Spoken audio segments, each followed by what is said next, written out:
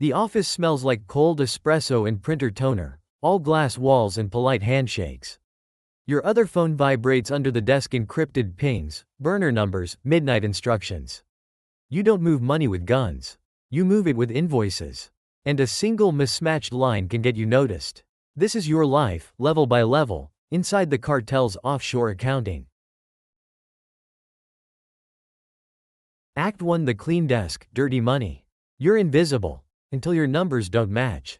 Your desk stays clean on purpose. One laptop for consulting.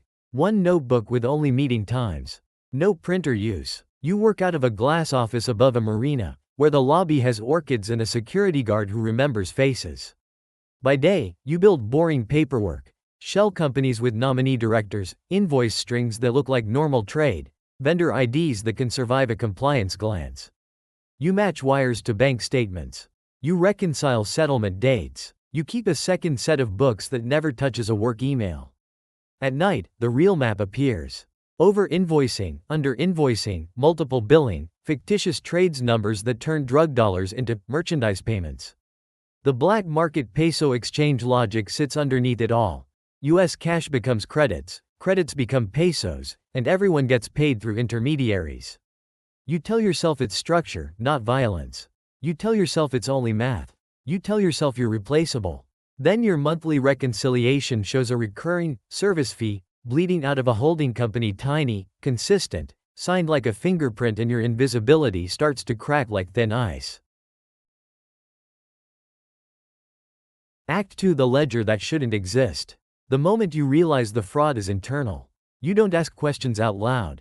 You pull historic statements quietly, in the same chair, with the same calm face, while your stomach keeps trying to climb your throat. The leak predates you. Same corridor of accounts. Same timing right after big cash integration settlements. Same memo language, copy-pasted like someone's lazy signature. The skimming isn't random, it's engineered. A parallel vendor. A ghost consultancy with invoices that say, strategic services, and nothing else. Rounded transfers that always land after consolidation, funnel account behavior, clean as a diagram. Third-party payments. Weak supporting docs. Just enough paper to look like paper. You tell yourself it's an error. You tell yourself the bank won't notice. You tell yourself you can fix it before anyone cares. Then you open a KYC folder and see a scanned passport for a nominee director. The face hits you hard. You saw that man once in the hallway, introduced as security. In your world, a ledger isn't proof. It's a leash, and you've just found the hand holding it. Act 3: Compliance flags and the sound of a knock. The bank starts asking the questions you can't answer. It starts as a polite email from the relationship manager. Routine refresh. Updated beneficial owner information. Invoice support. Clarification on a high-dollar merchandise shipment that was paid through 3 unrelated accounts. The words are friendly. The timing isn't. You pull the files and hear the hum of your laptop like it's too loud. Bills of lading don't match the invoices. Amended documents have mismatched fonts. Counterparties lead to mailboxes and dead phone numbers. The payment chain makes no commercial sense. Intermediary payments. Missing transport proof. Customers who can't produce documentation. You can feel a SAR being drafted without anyone saying the letters. You stop taking the same cafe table twice.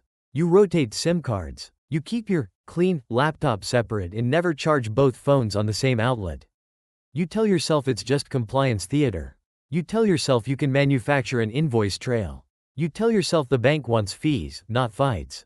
Then an internal message lands, cold and short. Boss wants a full cash flow report.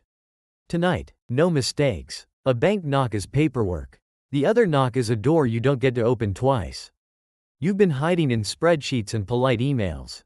Next, you have to carry the numbers in your hands, into a room where silence is a verdict and loyalty has a ledger.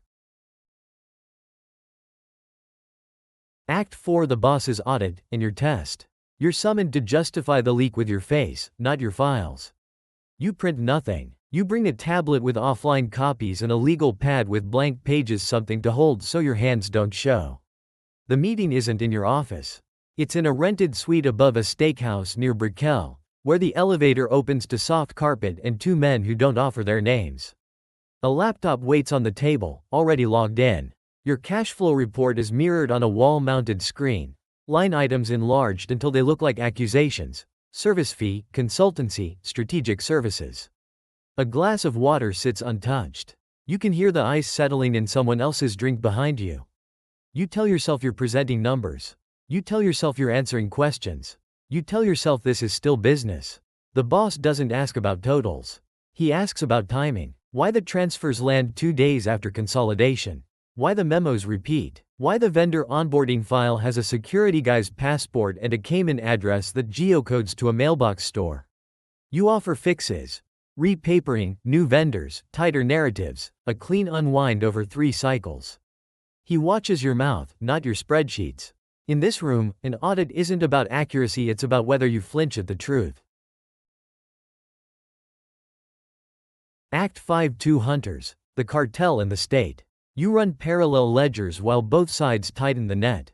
Your days become split screen. On one side, banks and auditors. Enhanced due diligence calls, source of funds, questionnaires, a request for signed contracts and shipping proofs. On the other, the cartel's internal controls. Sudden reconciliations, surprise requests for raw bank PDFs, instructions to bring the original Swift messages, as if paper can cleanse intent. You move like a person avoiding patterns. Different route to the marina.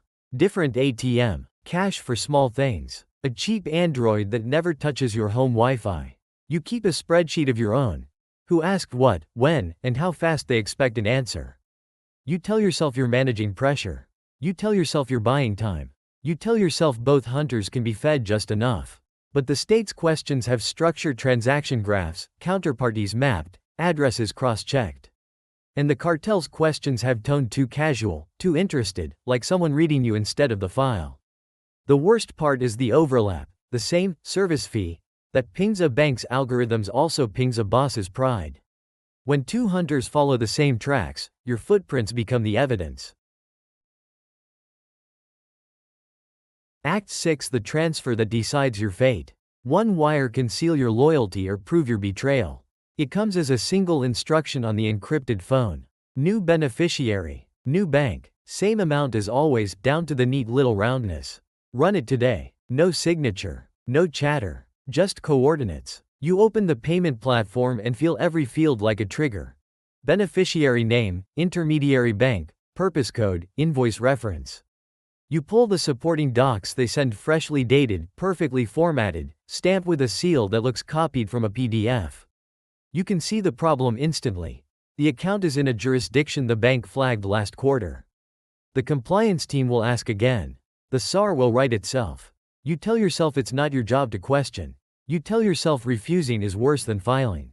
You tell yourself you can route it through a safer corridor later. So you build options in silence. Split payments under thresholds, a trade finance cover, a delay using correspondent bank maintenance. Or you push it through clean and fast and accept what follows. Your cursor hovers over submit, and you realize a wire transfer is just a confession written in numbers. Once it clears, it can't be unsaid. You never touch the product.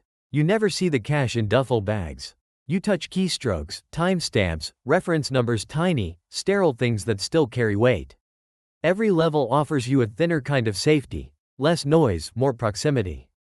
In the end, the ocean outside the glass offices stays calm, and your ledger stays perfectly balanced except for the line where you live.